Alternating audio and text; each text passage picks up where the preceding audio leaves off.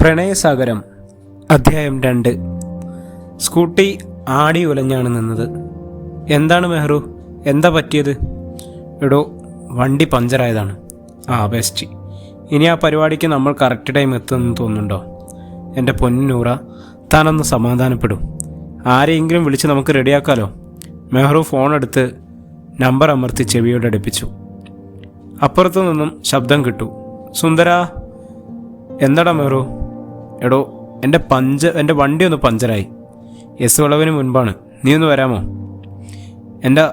എൻ്റെ പൊന്നടാവേ, ഞാൻ കുട്ടികളെയും ഭാര്യയൊക്കെ ആയി പുറത്തു പോകാൻ നോക്കി നിൽക്കുക. നീ തൽക്കാലം വേറെ ആരെങ്കിലും വിളിക്കുക. ധൃതി പിടിച്ച സംസാരത്തിനൊടുവിൽ ഫോൺ ബീപ് ബീപ് ശബ്ദത്തിൽ നിശ്ചലമായി. വീണ്ടും വീണ്ടും ആരെയൊക്കെയോ വിളിച്ചു. എങ്കിലും ഫലം നിരാശാജനകമായിരുന്നു. ഒടുവിൽ നൂറുവിൻ്റെ അനിയനും ബാപ്പയും എത്തി. കാറിൽ അവരുടെ കൂടെ യാത്രയാകുമ്പോഴൊക്കെ മെഹ്റു തലകുനിച്ചിരുന്നു. അമ്മായിയമ്മ തക്കാരം മെഹ്റുവിന് ശരിക്കും അസ്വസ്ഥത പോലെയായിരുന്നു. എങ്കിലും അതവൻ പുറത്തേക്ക് പ്രകടിപ്പിച്ചില്ല. മട്ടൻ റാനും വരട്ടിയതും ചിക്കനും മീനും ബീഫും ദുനിയാവിലുള്ള മുഴുവൻ പത്തിരിയും ബിരിയാണികളും അറബിച്ചോറുകളും കൊണ്ട് മേശ നിറഞ്ഞു നിന്നു. കാടക്കോഴി വറ്റൽമുളകിൽ പറ്റിപ്പിടിച്ച് വെളിച്ചെണ്ണയുടെ കൊതിയൂറുന്ന മണം അവിടെ ആകെ പരന്നു നിന്നു. ഒന്നും കഴിക്കാനുള്ള ഒരു മാനസികാവസ്ഥയിലായിരുന്നില്ല മെഹ്റു. ഓടി നടന്നതും വഴക്കടിച്ച് നടന്നതും എല്ലാം കൂട്ടുകാർക്ക് വേണ്ടിയാണ്. എന്നിട്ട് ഒരാവശ്യത്തിന് ആരും ഇല്ലാത്ത പോലെ ഒരുവിധം കഴിച്ചു എന്ന് വരുത്തി കൈയഴുകി തുടച്ച് അവൻ ബെഡ്റൂമിലേക്ക് നടന്നു. നൂറയും പുറകെ ബെഡ്റൂമിലേക്ക് പോരുന്നു. എന്താണ് മിസ്റ്റർ പെരേരെ, ആകെ ഡൗൺ ആണല്ലോ? ഹേയ്, ഒന്നുമില്ലടോ. പെട്ടെന്ന് ഒറ്റയ്ക്കായ പോലെ. എൻ്റെ പടച്ചോനെ, ഇങ്ങേരിത് എന്തും ഭാവിച്ചാ? ഇങ്ങനെ കട്ടയ്ക്ക് ഞാൻ നിൽക്കുമ്പോൾ നിങ്ങളെങ്ങനെയാണ് മനുഷ്യ ഒറ്റയ്ക്കാവുന്നത്? ഇക്കാ നോക്ക്, ഇന്നത്തെ ആ സംഭവമാണെങ്കിൽ വിട്ടുകളഞ്ഞേക്കട്ടോ. അതല്ലടോ നൂറ, ഞാൻ രാവും പകലും ഉണ്ടായിരുന്നവർ എനിക്കൊരാവശ്യം വന്നപ്പോൾ കൂടെയില്ല. മെഹ്റു, താനൊരു സഖാവല്ലേ? ചുവപ്പ് പടർത്തിയ സഖാവ്. ഒന്നും പ്രതീക്ഷിക്കാതെ മറ്റുള്ളവർക്കായി നിലകൊള്ളുന്നവൻ, അനീതി കണ്ടാൽ പ്രതികരിക്കുന്നവൻ. എന്നിട്ടും താൻ ഇങ്ങനെ ഡൗൺ ആവുന്നത് ശരിയാണ് നൂറ. പക്ഷേ ചില സമയങ്ങളിൽ നമ്മുടെ നിയന്ത്രണങ്ങളിൽ നിന്നും പോവും. സാരല്ലടോ, ഞാനും ഇങ്ങളും നമ്മളെ ലൈഫും. ഇങ്ങക്ക് ഓർമ്മയുണ്ടോ മേരി മാതാ കോളേജിൻ്റെ വരാന്തയിലൂടെ നടന്നുപോയ ഒരു ബുർഗ ധരിച്ച പെൺകുട്ടിയെ? പിന്നെ ഓർമ്മയില്ലാണ്ട്? അന്ന് എന്തൊരു നാണമായിരുന്നു നിനക്ക്. ബുർഗ ധരിച്ച പെൺകുട്ടി, അവളെ ആരും കാണാതെ എല്ലാവരെയും കാണുന്ന അവൾ. പക്ഷേ നീ എപ്പോഴും അടുത്തൂടെ പോകുമ്പോൾ ആ ക്ലാസ്മേറ്റ് സിനിമയിൽ പറയുന്ന പോലെ നല്ല മട്ടൻ ബിരിയാണിയുടെ മണം ഉണ്ടായിരുന്നു. പലപ്പോഴും ചിന്തിച്ചിട്ടുണ്ട് എന്താണ് ഇങ്ങനെയെന്ന്. എന്നിട്ട് കേൾക്കട്ടടാ ബാക്കി. എടാന്നോ? പിന്നെ അല്ലാതെ ഞാൻ ഇടയ്ക്കിടയ്ക്ക് ഇങ്ങനെയാണ്. ഈ മട്ടൻ ബിരിയാണി മണക്കുന്ന പെണ്ണിനെ ഒന്ന് കാണാൻ അതിയായ മോഹം. അങ്ങനെ ഇരിക്കുമ്പോഴാണ് സാഹിത്യ ക്ലബ്ബിൽ താൻ കവിതയുമായി വരുന്നത്. പ്രണയവും വിപ്ലവവും നിറഞ്ഞ ഹിജാബി. മോനെ ചക്കരെ, താൻ എന്നെ വലവീശി പിടിച്ചത് ഇങ്ങനെയാണല്ലേ? തന്നെ കോളേജിൽ കൊണ്ടുവന്നാക്കുന്ന മല്ലന്മാരായ വാപ്പയുടെ സഹചാരികൾ തന്നെ വല്ലാണ്ട് വീർപ്പ് മുട്ടിക്കുന്നത് പോലെ എനിക്ക് തോന്നിയിട്ടുണ്ട്. എന്നിട്ടോ ഒരിക്കൽ ബാഗിൽ നിന്നും മട്ടൻ ബിരിയാണി എടുത്ത് കഴിക്കുന്ന ആ ഹിജാബിയുടെ മുഖം ഞാൻ കണ്ടു. മാനത്ത് അമ്പിളിയെപ്പോലെ വെളുത്ത വട്ടമുള്ള സുന്ദരി. കള്ളാ, ഒളിഞ്ഞു നോട്ടം മെയിനാണല്ലേ നൂറ? ആഗ്രഹം അതാണല്ലോ. പിന്നെ തന്നെ കാണുക എന്നത് എൻ്റെ ഉറക്കം പോലും കളഞ്ഞ വല്ലാത്തൊരു പൂതിയായിരുന്നു. എനിക്കും ഇഷ്ടമായിരുന്നു മെഹ്റു. തന്നെ ഹിജാബിലൂടെ ഞാൻ തന്നെ നോക്കി കാണുകയായിരുന്നു. വിപ്ലവം തിളച്ചു നിൽക്കുന്ന തൻ്റെ ഇടയായ ഒരു ആൺകുട്ടി. ഓഹോ, അങ്ങനെയൊന്നും തൻ്റെ മനസ്സിലുണ്ടായിരുന്നു നൂറ? പിന്നെ ഇല്ലാതെ. ഞാൻ തൻ്റെ പുറകിൽ കൂടിയപ്പോഴൊക്കെ എന്തിനായിരുന്നു നൂറ താൻ ഒഴിഞ്ഞുമാറി നടന്നിരുന്നത്? എൻ്റെ കുടുംബത്തിനെക്കുറിച്ച് മെഹ്റുവിനെ അറിയാലോ. ഒരു പഴയ മുസ്ലിം കുടുംബം, അതിൻ്റേതായ പല നിയമങ്ങളുമുള്ള തറവാട്. തന്നിൽ നിന്നും വളരെ വ്യത്യസ്തമായ ഒരു രാഷ്ട്രീയ കാഴ്ചപ്പാടുകളിൽ നമ്മുടെ ബന്ധം കൂടുതൽ പ്രശ്നങ്ങൾ സൃഷ്ടിക്കുമെന്ന് എനിക്ക് നന്നായി അറിയാവുന്നതുകൊണ്ടാണ് ഞാൻ തന്നിൽ നിന്ന് ഒഴിഞ്ഞു മാറിയത്. താൻ എന്നിൽ നിന്നും ഒഴിഞ്ഞു മാറുമ്പോൾ ഒന്നും തന്നെ വിടാൻ എനിക്ക് കഴിയുമായിരുന്നില്ല. തനിക്ക് വേണ്ടി ചിലതൊക്കെ ഞാൻ കുത്തിക്കുറിച്ചും കൊണ്ടിരുന്നു. ചിലർ ഏറ്റെടുത്തു. മറ്റു ചിലത് ഇന്നും വീട്ടിൽ മാറാല പിടിച്ച് വെളിച്ചം കിട്ടാതെ ശ്വാസം കിട്ടാതെ പിടഞ്ഞു നിൽക്കുന്നു. പുറത്ത് വാതിലിൽ മുട്ടുകെട്ട് നൂറ വാതിൽ തുറന്നു. നല്ല ഉഗ്രൻ സുലൈമാനിയുമായി ഉമ്മയാണ്. തറവാട്ടിൽ രാത്രി ഭക്ഷണത്തിന് ശേഷം ഈ സുലൈമാനി പതിവാണ്. നല്ല കടുപ്പൻ കട്ടൻ ചായയിൽ ചെറുനാരങ്ങയും പുതിനയും ചേർത്തുള്ള മൊഹബത്ത്. പതിയെ വാതിൽ ചാരി നൂറ ഫ്ലാസ്കിൽ നിന്നും സുലൈമാനി ഗ്ലാസ്സിലേക്ക് പകർന്നു നൽകി. ചൂടുള്ള സുലൈമാനി പകർന്നിറങ്ങുമ്പോൾ കാണാൻ ഒരുപാട് മൊഹബത്ത്. വല്ലാത്തൊരു മോഹം തന്നെയാണ് സുലൈമാനി എന്ന് തിലകം പറഞ്ഞത് വെറുതെയല്ല. ഈ തറവാട്ടിലെ സുലൈമാനിക്ക് വേറെ ഒരു പ്രത്യേകത കൂടിയുണ്ട് മെഹറു. എന്താണെന്നറിയില്ല, പക്ഷേ ഒരു സ്പെഷ്യൽ രുചിയുണ്ട് നൂറ. നല്ല നാടൻ ഫാഷൻ ഫ്രൂട്ട് കൊണ്ടാണ് ഇതുണ്ടാക്കിയിരിക്കുന്നത്. എടോ, നമുക്ക് ഈ തിരക്കുകളിൽ നിന്നും ബഹളങ്ങളിൽ നിന്നൊക്കെ ഒന്ന് ഒളിച്ചോടണം എന്ന് തോന്നുന്നില്ലേ? മെഹ്റു ആഗ്രഹമില്ലാഞ്ഞിട്ടല്ല, പക്ഷേ തൻ്റെ മൈൻഡ് അറിയാൻ വേണ്ടി കാത്തു നിന്നതാണ്. ആഹാ, അടിപൊളിയാണല്ലോ താൻ.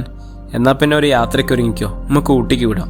നല്ല തണുപ്പും പിന്നെ ചൂടുള്ള താനും നമ്മൾ പൊളിക്കും നൂറ. ചൂടുള്ള കട്ടൻ ചായയും പരിപ്പടയും എന്നൊക്കെ കേട്ടിട്ടുണ്ട്. പക്ഷേ ഇതെന്താ ഇപ്പം ഇങ്ങനെ ഒരു ഐറ്റം? അതൊക്കെ തനിക്ക് പതിയെ മനസ്സിലാവും. മെഹ്റുവിൻ്റെ കള്ളച്ചിരിയിൽ നൂറു പിറുപിറുത്തു വഷളൻ. താനിങ്ങനെ കഥ പറഞ്ഞു നേരം വെളുപ്പിക്കാനുള്ള പരിപാടിയാണോ പെണ്ണെ? പിന്നല്ലാതെ തന്നോട് എത്ര സംസാരിച്ചാലും മതിവരൻ്റെ ചെക്ക. ജീവിതം മുഴുവൻ ഇങ്ങനെ കടല് പോലെ കിടക്കുകയല്ലേ പെണ്ണെ, പിന്നെ എന്തിനാ തനിക്കിങ്ങനെ ബേജാറ്? പതിയെ മെഹ്റു നൂറുവിനരികിലേക്ക് ചേർന്നിരുന്നു. അവളുടെ വിരലുകളിലൂടെ അവൻ പതിയെ ഇഴഞ്ഞു നീങ്ങി. കുരുത്തക്കേടെ? എന്താടി? ആ അത് തന്നെ, കുരുത്തക്കേടേന്ന് വിളിച്ചാൽ എന്തോന്ന് വിളി കേൾക്കാൻ റെഡിയായി നിന്നോട്ടോ. മെഹ്റുവിൻ്റെ ചൂടുള്ള നിശ്വാസം കാതിൽ പതിഞ്ഞപ്പോൾ നൂറ കണ്ണുകൾ ഇറുക്കിയടച്ചു. അവളുടെ മുഖത്തേക്ക് അവനൊരു കൗതുകത്തോടെ നോക്കി. പോട ചക്ക, അവൻ അവളെ തള്ളി മാറ്റി. ആഹാ, അങ്ങനെ വിട്ടാൽ പറ്റില്ലല്ലോ. മെഹ്റു വാശിയിലായിരുന്നു. നൂറ ആക്രമണ സ്വഭാവമുള്ള പെൺപുലി തന്നെ. തലയിണ കൊണ്ട് അവൾ തല്ലാൻ തുടങ്ങി. മെഹ്റുവിൻ്റെ ഓരോ ആക്രമണത്തിലും അവൾ ചെറുത്തു നിന്നു. ഒടുവിൽ കുറച്ചു നേരത്തെ പോരാട്ടത്തിനൊടുവിൽ മെഹ്റുവിൻ്റെ കൈകളിൽ നൂറ ഒതുങ്ങിക്കൂടി. കണ്ണുകളിൽ പ്രണയം നിറച്ച് അവൾ അങ്ങനെ നോക്കി. നൂറ, എന്താടോ? മുഴുവൻ തീഷ്ണതയും നിറച്ച പോലെ, ചില വാക്കുകൾ മുറിയുന്ന പോലെ. നിന്റെ ചിരിയിലാണ് പെണ്ണെ നീ എന്നെ കിട്ടിയിരിക്കുന്നത്. അയ്യടാ, എന്താ കിന്നാരം! നൂറയുടെ കുലുങ്ങിച്ചിരി അങ്ങനെ നിന്നു. നൂറയുടെ പിൻകഴുത്തിലൂടെ ഊർന്നിറങ്ങിയ അവൻ്റെ നിശ്വാസത്തിൽ അവളൊന്ന് പെടഞ്ഞോ എന്ന് സംശയിക്കാതെ വയ്യ. നിന്നോർമ്മകളുടെ ഭ്രാന്ത് പൂക്കുന്ന ഗ്രാവുകൾ എന്നും എനിക്ക് പ്രിയപ്പെട്ടതായിരുന്നു നൂറ. ഓഹോ, അപ്പോൾ നിനക്ക് അങ്ങനെയല്ലേ മെഹ്റു? ഹഹഹ, ഇപ്പോഴൊക്കെ നീ മുഴുവൻ എൻ്റേതല്ലേ പെണ്ണെ? അല്ലെങ്കിലും ഈ പെണ്ണുങ്ങൾ മുഴുവൻ ഇങ്ങനെയാണ്. എന്തിൻ്റെയും നെഗറ്റീവ് കണ്ടുപിടിക്കാനാണ് ഏറ്റവും കൂടുതൽ ഇഷ്ടം. ഞങ്ങൾ പെണ്ണുങ്ങളെ പറഞ്ഞുണ്ടല്ലോ, നിങ്ങൾ ആണുങ്ങൾ എപ്പോഴും എന്തെങ്കിലും മറച്ചു വയ്ക്കാതെ സംസാരിക്കാറുണ്ടോ? തർക്കിക്കാൻ ഞാനില്ലേ? ഒടുവിൽ മെഹ്റുവിന് സുലാൻ പറയേണ്ടി വന്നു. അത് അല്ലെങ്കിലും അങ്ങനെയാണ് എന്നും അവർ തർക്കം തുടങ്ങിയാൽ മെഹ്റു നൂറുവിന് തോറ്റുകൊടുക്കുകയാണ് പതിവ്. നൂറയുടെ കയ്യിലെ ചുവപ്പിച്ച മൈലാഞ്ചി നിറം, നഖങ്ങളിൽ കടുംചുവപ്പിൻ്റെ മായാജാലം. മെഹ്റു പതിയെ അവളുടെ വിരലുകൾ തൻ്റെ ചുണ്ടിലേക്ക് അടുപ്പിച്ചു. അവൾ അവൻ്റെ കണ്ണുകളിൽ തന്നെ ഇമവിട്ടാതെ നോക്കി നിന്നു. ചെറിയ ചൂടുള്ള ഒരു കാറ്റ് തൻ്റെ വിരലിനെ തലോടുന്നത് അവൾ അനുഭവപ്പെട്ടു. കാന്തിക വലയത്തിൽ അകപ്പെട്ടതുപോലെ, അവനോട് വലിച്ചടുപ്പിക്കുന്നത് പോലെ, കണ്ണുകൾ തമ്മി കൊത്തി വലിക്കുന്നത് പോലെ, വല്ലാതെ ദാഹിക്കുന്നത് പോലെ. നൂറ, തനിക്ക് ദാഹിക്കുന്നുണ്ടോ പെണ്ണെ? ദാഹിക്കും പോലെ, ആകെ ഒരു പരവേശം. നമ്മൾ എന്താണ് പെണ്ണെ ഇങ്ങനെ? നമ്മളിങ്ങനെ ആയവർ കൊണ്ടല്ലേ മെഹ്റു നമ്മൾ ഒന്നായത്. മുഖത്തും നെറ്റിയിലും കവിളിലും അവൻ ചുംബിച്ചുകൊണ്ടിരുന്നു. അവളാവട്ടെ അവനിലേക്ക് കൂടുതൽ ചേർന്ന് നിന്നു. ഗോതമ്പ് നിറമുള്ള പെണ്ണാണ് നൂറ. മെഹ്റുവിൻ്റെ ചുവന്ന ചുണ്ടുകൾ ഗോതമ്പ് നിറത്തിന് എപ്പോഴും ഇരട്ടി ഭംഗിയാണ്. കാൽപാദത്തിനോളം ഇല്ലെങ്കിലും നല്ല നീട്ടമുള്ള സുഗന്ധം പരത്തുന്ന മുടി അവനെ ആകെ പൊതിഞ്ഞു നിൽക്കും.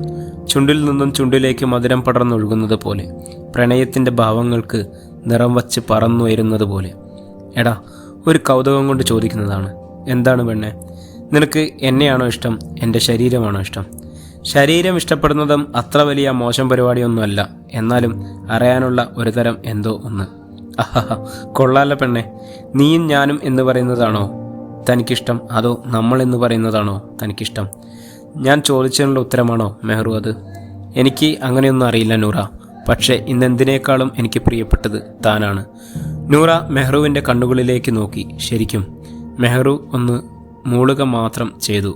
നൂറുവിൻ്റെ കണ്ണുകളിൽ 1000 പ്രണയം വിരിയുന്നുണ്ടായിരുന്നു. അവൾ അവൻ്റെ കണ്ണുകളിലേക്ക് നോക്കി. അവനും ഇമവെട്ടാതെ അവളെ നോക്കിയിരുന്നു. മുഖം മുഖത്തോട് അടുത്തു വന്നു. നിശ്വാസങ്ങൾ ഇടകലർന്നു.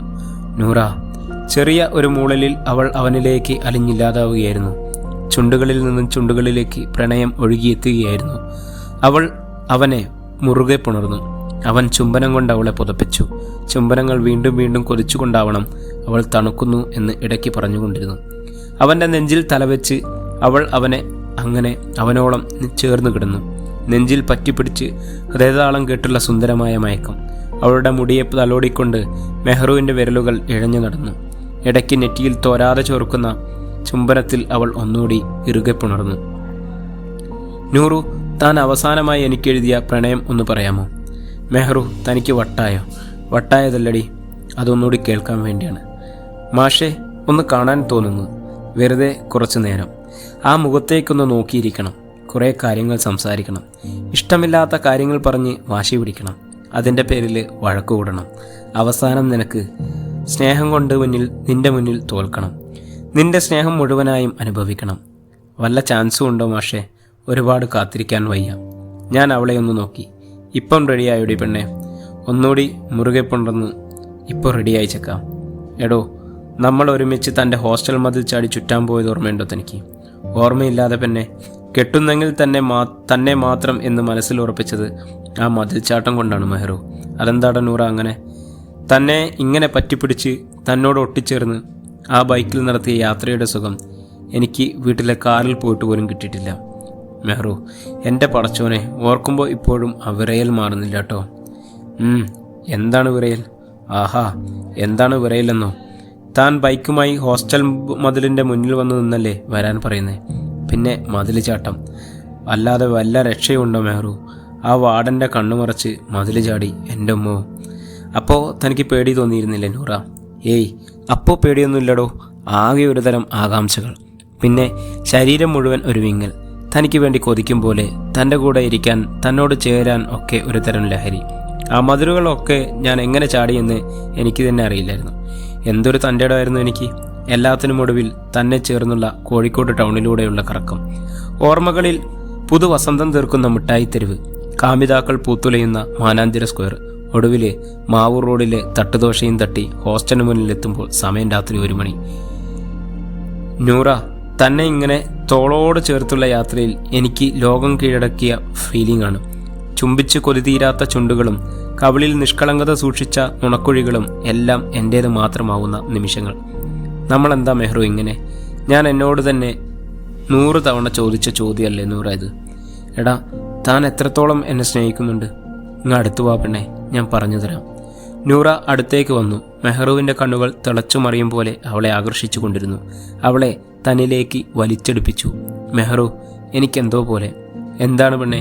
നീ അടുത്ത് വരുമ്പോഴേക്ക് ഒരു വെള്ളക്കുതിര എൻ്റെ ഹൃദയത്തിലൂടെ പാഞ്ഞു പോകുന്ന പോലെ.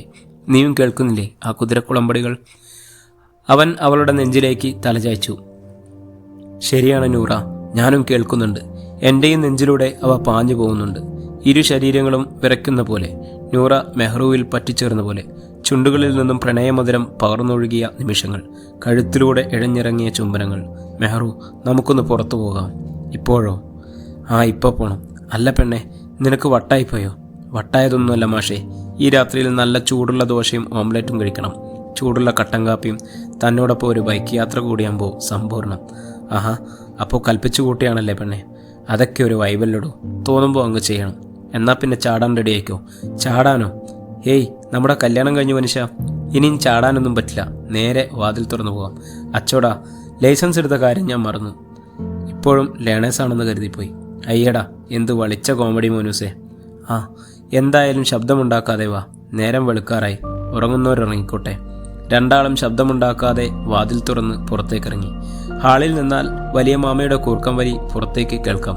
പതിയെ മുറ്റത്തു നിന്നും സ്കൂട്ടി തള്ളി പുറത്തേക്കിറങ്ങി. ശബ്ദമുണ്ടാക്കാതെ സ്റ്റാർട്ട് ചെയ്തു. അവൾ അവനെ കെട്ടിപ്പിടിച്ചിരുന്നു. നഗരത്തിൽ കുറേ ആളുകളുണ്ടായിരുന്നു. ഓരോ തിരക്കുകളിൽ അങ്ങോട്ടും ഇങ്ങോട്ടും ഓടി നടക്കുന്നവർ. ചെറിയ ചാറ്റലമഴ രാത്രിയെ കൂടുതൽ മനോഹരമാക്കി.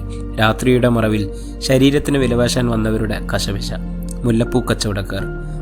നല്ല ആവി പറക്കുന്ന കുട്ടിദോശ, കൂടെ നല്ല കട്ട വെള്ളച്ചട്നിയും ചുവന്ന ചമ്മന്തിയും, പിന്നെ കുറച്ച് സാമ്പാറും, കൂടെ ഒരു ഡബിൾ ഓംലെറ്റ്. നൂറയുടെ വായിൽ വെള്ളമുറി.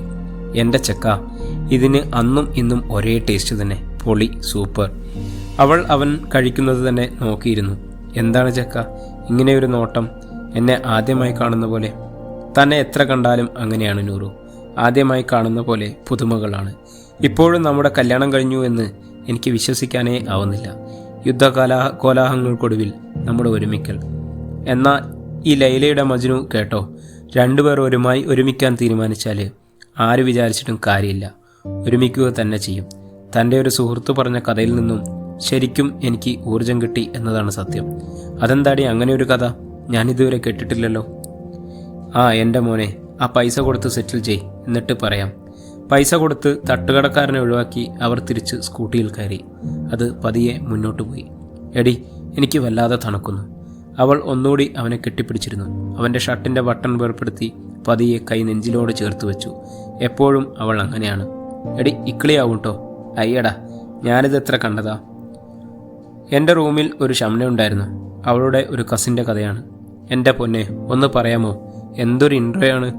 അയ്യടാ, എന്നാ ഇപ്പോൾ പറയണ്ട, എനിക്ക് വയ്യ. ഞാൻ ചുമ്മാ പറഞ്ഞതാടി മുത്തേ, താൻ പറയും. ഷംനയുടെ ഒരു എളാമ, അതായത് അമ്മയുടെ അനിയത്തി. ഇഷ്ടമില്ലാതെ 18 വയസ്സിൽ വീട്ടുകാർ കെട്ടിച്ചു. അന്നവർക്ക് പ്രത്യേകിച്ച് തിരിച്ചു പറയാനൊന്നും തന്നെ ഇല്ലായിരുന്നു. വീട്ടുകാർ എന്തു പറയുന്നു അത് തന്നെ വലിയ കാര്യം. 10 വയസ്സെങ്കിലും അവർ തമ്മിൽ പ്രായവ്യത്യാസം ഉണ്ടാവും. സ്കൂട്ടി കടൽ തീരത്തെത്തിയിരുന്നു. വണ്ടി നിർത്തി അവർ പതിയെ നടന്നു. കാലുകൾ മണലിൽ പൂഴ്ത്തി അവരങ്ങനെ കടൽ തീരത്ത് കിടന്നു.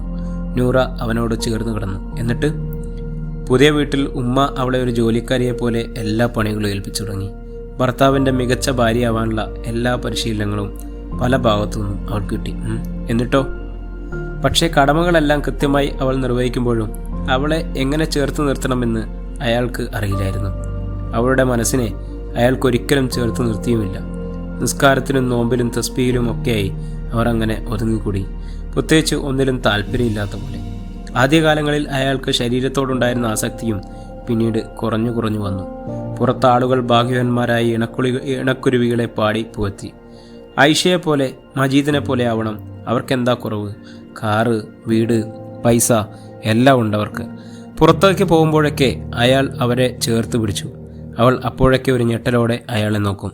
തികച്ചും വ്യത്യസ്തനായ മനുഷ്യൻ. എന്നിട്ട് ഒരു സ്ത്രീയെ സംബന്ധിച്ച് അവഗണന ഏറ്റവും വലിയ പ്രശ്നമാണല്ലോ. അവർ പലപ്പോഴും കിടപ്പുമുറിയിലെ 4 ചുവരുകൾക്കുള്ളിൽ പൊട്ടിത്തെറിച്ചു. എന്നിട്ട് അയാൾ അതൊന്നും കൂടാതെ അയാളുടെ ജീവിത രീതിയുമായി ഇങ്ങനെ മുന്നോട്ട്. അലമാരകളിൽ സൂക്ഷിച്ചിരുന്ന പല നിറത്തിലും കോലത്തിലുമുള്ള മദ്യക്കുപ്പികൾ അയാൾ ദിവസവും കാലിയാക്കിക്കൊണ്ടിരുന്നു. എന്നിട്ട് ഈ കഥ ഇങ്ങനെ തുടരുകയാണ്.